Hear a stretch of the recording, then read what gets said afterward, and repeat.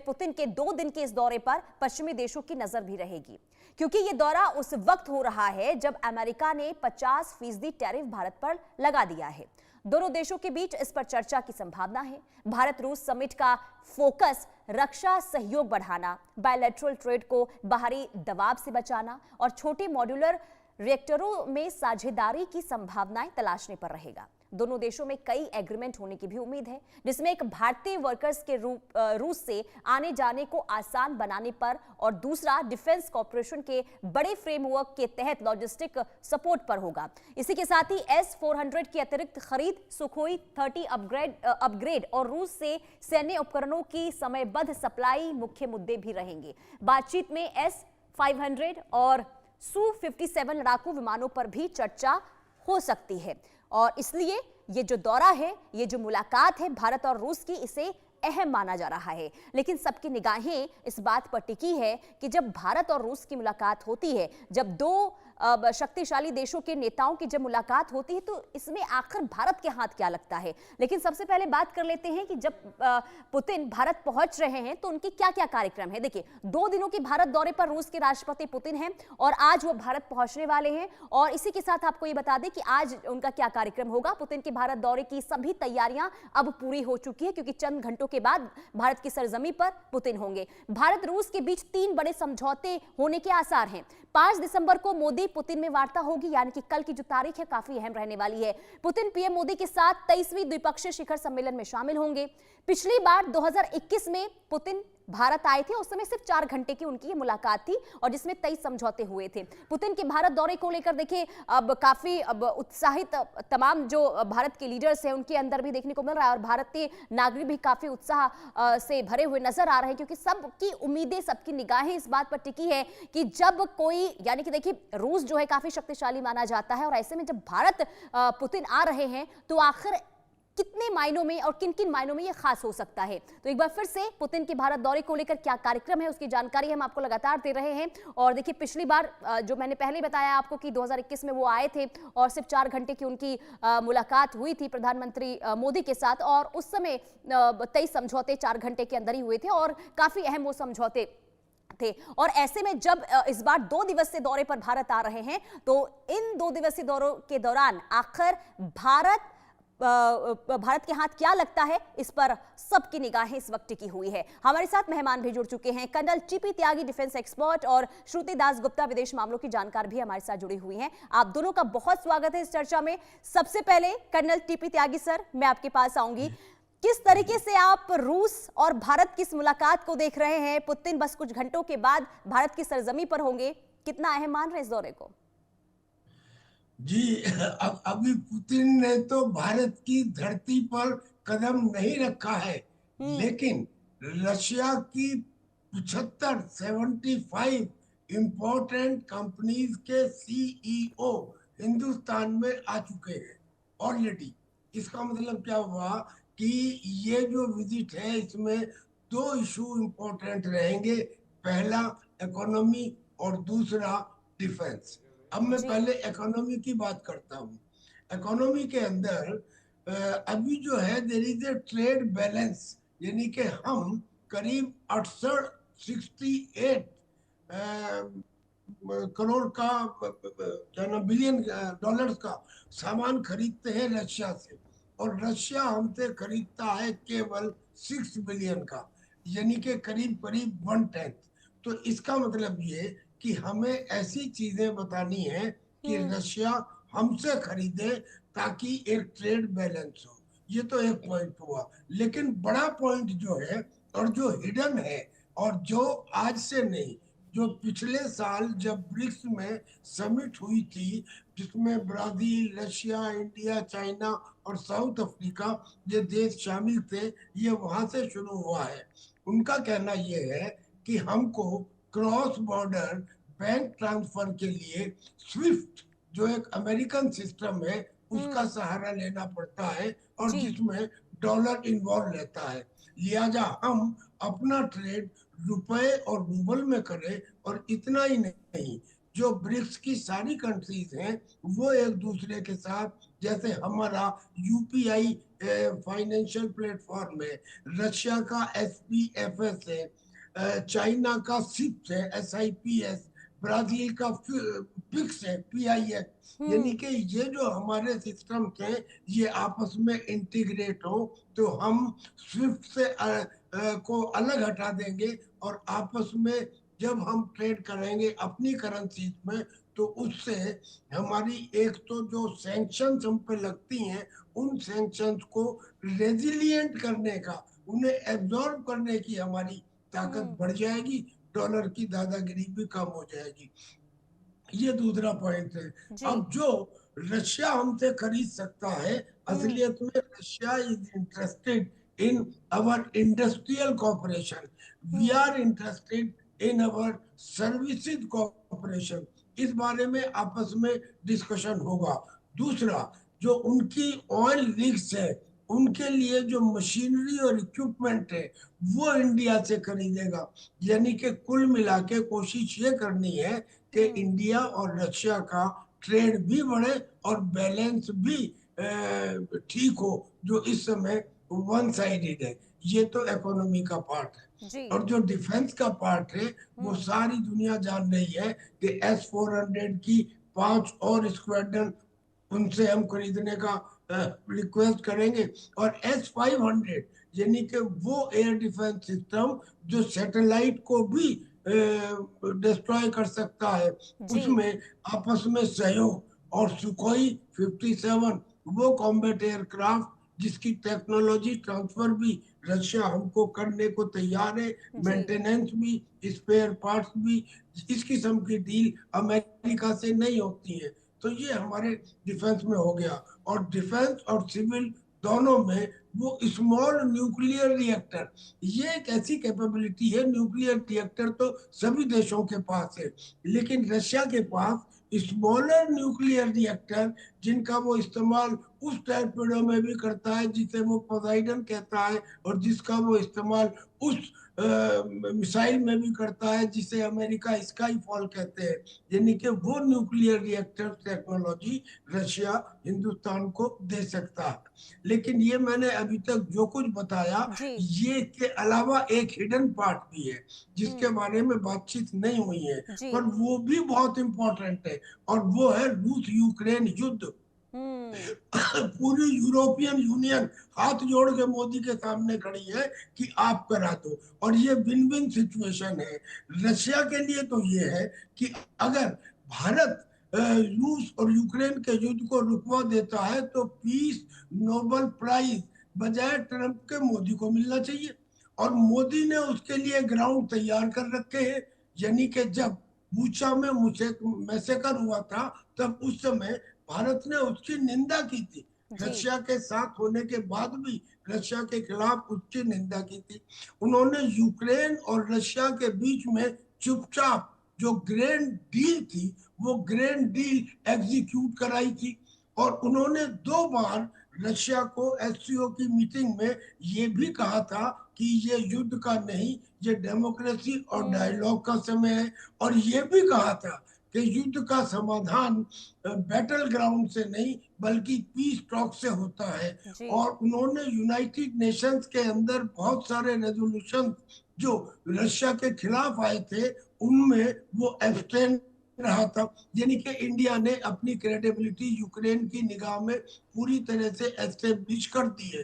अब सबसे ज्यादा अगर कोई इस युद्ध को रुकवाने में इम्पोर्टेंट कैटलिस्ट हो सकता है तो वो भारत है। और अगर ऐसा है तो फिर मेरा कहना ये है कि जो पीस नोबेल प्राइज है वो ट्रंप के बजाय मोदी को मिलना चाहिए।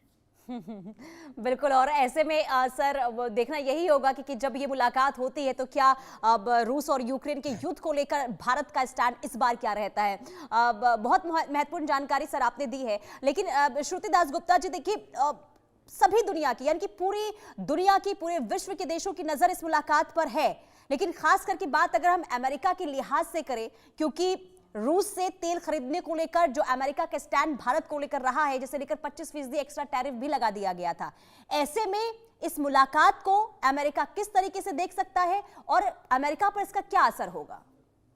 अमेरिका ही क्या, पूरा यूरोप भी इसको बहुत गहरी नजरों से देख रहा है, चाइना भी देख रहा है। क्योंकि ये मुलाकात 2021 में लास्ट पुतिन आए थे, उसके बाद आए नहीं है। तो ये 4 साल का जो गैप बना है, उसके बाद ये पहली बार वो इंडिया की धरती पे अपनी कदम रख रहे हैं। उसके अलावा यूक्रेन वॉर के बाद वो पहली बार बाहर भारत आ रहे हैं। हम जी। आईसीसी के मेंबर नहीं हैं, वो G20 में आ सकते थे, पर बहुत सारे यूरोपियन नेशंस उस समय उनकी शायद प्रेजेंस को एक्सेप्ट नहीं करते, तो इसीलिए उन्होंने खुद ही उस इनविटेशन को डिक्लाइन कर दिया था। और इसीलिए सब इस बार देख रहे हैं कि आगे अब क्या होगा। इंडिया की जो पॉलिसी है स्ट्रेटेजिक ऑटोनॉमी, तो हमारी डिप्लोमेसी की स्पाइन है ये। और इसका मतलब ये है कि हम अपने इंटरेस्ट को आगे रखते हैं। अमेरिका सिर्फ बोलता है कि अमेरिकन फर्स्ट या अमेरिका फर्स्ट, इंडिया फर्स्ट करके दिखा रहा है कि आप कितने भी सैंक्शंस लगा दीजिए, आप कितने भी हमारे पे प्रेशर्स, डिप्लोमेटिक प्रेशर्स वगैरह डाल लीजिए, हम वही डिसीजन लेंगे जो हमारे और हमारी इकोनॉमी के लिए सही है। जहां हमारे पे 25% टैरिफ एक्स्ट्रा लगाया गया है क्योंकि हम रशियन ऑयल ले रहे हैं, उसी रशियन ऑयल को एक बार खरीदने के लिए अमेरिका ने ही हमको प्रॉम्प्ट किया था। हमने अपना 1% से 40% जो रशियन क्रूड पर डिपेंडेंसी बढ़ाई है ड्यूरिंग द वॉर, वो इसीलिए बढ़ाई है क्योंकि एक ग्लोबल गैप बन जाता है क्रूड ऑयल सप्लाई में, और फिर उसके बाद ऑयल के प्राइसेस जो आसमान छूते हैं ना, तो मुश्किल हो जाती, पूरा मतलब रिसेशन में चला जाता पूरा विश्व। तो इस चीज को ध्यान में रखते हमें एनकरेज किया गया, और अब ट्रम्प उसी एनकरेजमेंट को वापस हटाते हुए हमारे पैरों के नीचे से हमारी धरती खींचना चाह रहे हैं, जो हमने एक्सेप्ट नहीं किया। हमारा 40% से अब 35% पे आ गया है। पर इसका मतलब ये नहीं है कि हमने सैंक्शंस को ध्यान में रखते कम किया, जबकि कुछ प्राइवेट कंपनीज के साथ ये हुआ है क्योंकि उन्होंने सैंक्शंस, पर्टिकुलर यूरोपियन सैंक्शंस कुछ रॉसनेट वगैरह जैसी कंपनीज पे लगे हैं। लेकिन हमारा रिडक्शन जो है उसका एक मेन कारण ये है कि एनर्जी इंफ्रास्ट्रक्चर रशिया में यूक्रेन के ड्रोन्स की क्षति में है, तो उसके चलते कुछ जो है प्रोडक्शन लॉसेस भी हुए हैं।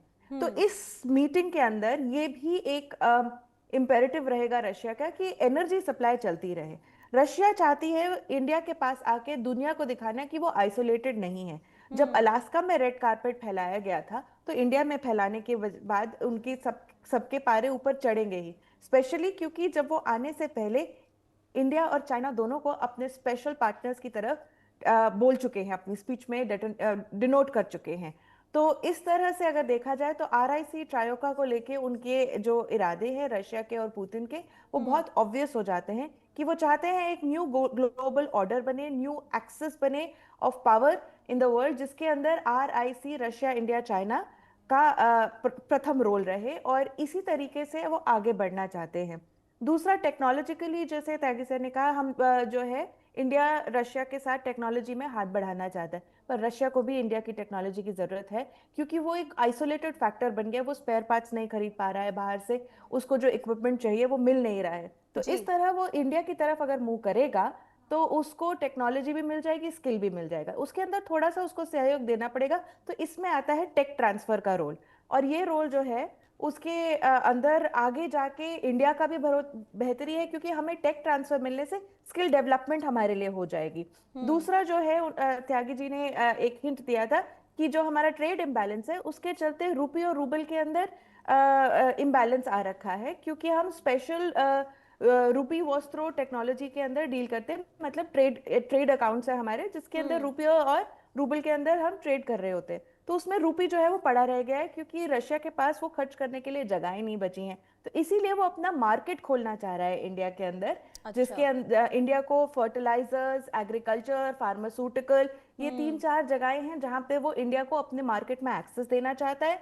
इससे उसके दो काम होंगे, उसकी चाइना के ऊपर डिपेंडेंसी कम हो जाएगी क्योंकि जिस तरह से उसकी डिपेंडेंसी चाइना पे चल रही है, कल को चाइना का वैसल रशिया न बन जाए, इस चीज से डर भी पुतिन के दिमाग में जरूर होगा। तो थोड़ा डाइवर्सिफाई करना उनके लिए भी जरूरी है, इसलिए वो अपने मार्केट्स इंडिया के लिए खोलेंगे। तो इंडिया के ऊपर जो प्रेशर बनाया गया है सैंक्शंस के थ्रू और ग्लोबल थोड़ा आइसोलेशन करने की कोशिश जो अमेरिका के थ्रू, तो वो भी काउंटर हो जाएगी इस पर्टिकुलर ट्रेड डील्स के अंदर। मजे की बात यह है कि 23rd annual India Russia trade summit जो होती है हर साल, उसके दौरान ये विजिट कर रहे हैं। तो जो इन्होंने बोला ना, इतने सारे लोग, इंडस्ट्री के 80 से ज्यादा लोग आके बैठे हैं, वो पार्ट है India Russia annual trade summit के। और उसके दौरान MOUs अगर साथ में साइन होते हैं तो ट्रेड डील्स आपस में company private to private sign होना और आसान हो जाता है। तो ये हमारे लिए बहुत ही इंपॉर्टेंट तरीके से एक कॉग इन द व्हील है। एक बड़ा जो चरखा चलेगा तो साथ में छोटे चरखे चलते जाएंगे और ये फिर इंजन ऐसी रफ्तार पकड़ेगा कि जिसको दुनिया पकड़ नहीं पाएगी। और इसी महीने हम चाह रहे हैं, हम देख रहे हैं, हमारे अंदाजा ये है कि यूरोप की एफटीए डील भी होने वाली है। कुछ हफ्ते पहले हम कर रहे थे कि यूएसए भी बोल रहा है कि हाँ भाई हमारी डील का कुछ तो हो रहा है। तो हम देख रहे हैं कि इंडिया के बिना वो भी नहीं चल पा रहे। इंडिया जैसा बड़ा मार्केट, इंडिया जैसा बड़ा प्रोड्यूसर उनको भी चाहिए, और China is not a good option. तो इसीलिए इसमें रशिया का पैर देना बहुत बड़ा और बहुत इंपॉर्टेंट स्टेप हो जाता है। रशिया की आइसोलेशन भी खत्म हो जाएगी, डिपेंडेंसी भी खत्म हो जाएगी, और इंडिया अपने आप को इंडिया फर्स्ट करके दिखा पाएगा।